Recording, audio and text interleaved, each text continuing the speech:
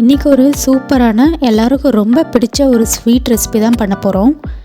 Instant வீட் ஹல்வா. இது குயிக்காக ஈஸியாக செஞ்சிடலாம். கரெக்டான கன்சிஸ்டன்சியில் சிம்பிளாக எப்படி பண்ணுறதுன்னு பார்த்துடலாம் வாங்க.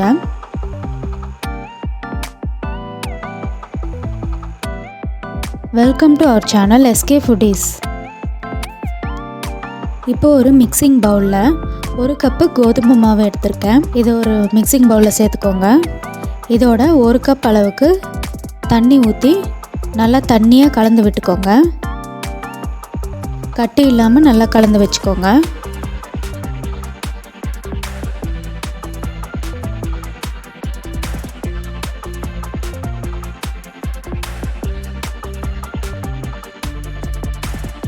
இப்போ ஒரு கடாயில் ஒரு கப்பு சுகரை சேர்த்துக்கோங்க. சேர்த்துட்டு இது மாதிரி ஒரு நிமிஷம் போல் வறுத்துக்கோங்க.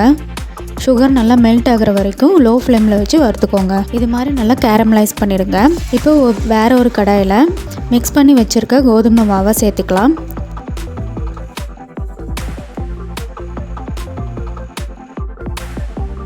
சேர்த்துட்டு கலந்து விடுங்க. இப்போ இதோட நம்ம கேரமலைஸ் பண்ணி வச்சுருக்க சுகரை இதில் சேர்த்துருங்க.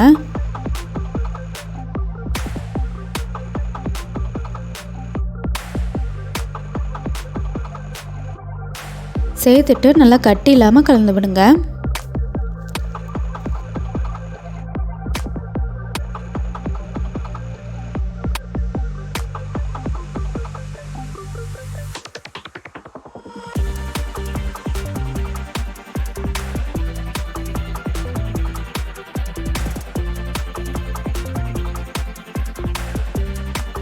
இப்போ இதோட 2 டேபிள் ஸ்பூன் அளவுக்கு நெய்யை கொஞ்சம் கொஞ்சமாக சேருங்க.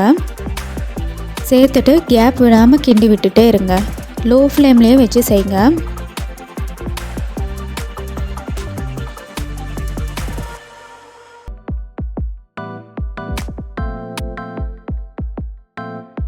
இப்போது சைடில் ஒரு கடாயில் 1 டேபிள் ஸ்பூன் அளவுக்கு கீயை சேர்த்துட்டு 10 முந்திரியை கோல்டன் ப்ரௌன் ஆகிற வரைக்கும் வறுத்து எடுத்துக்கோங்க.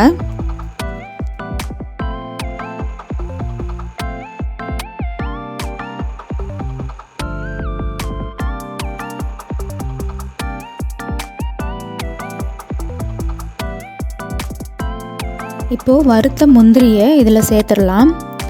சேர்த்துட்டு இதை ஒரு 20 நிமிஷம் போல் கைவிடாமல் கிண்டி விட்டுட்டே இருங்க.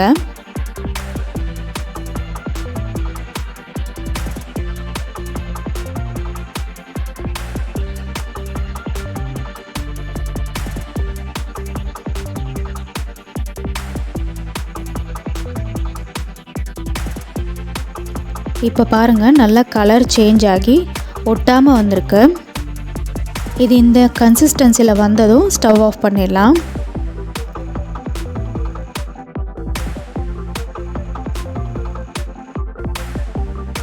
அவ்வளோதான், சிம்பிளாக ஈஸியாக ஒரு கப்பு கோதுமை மாவு இருந்தால் போதும்.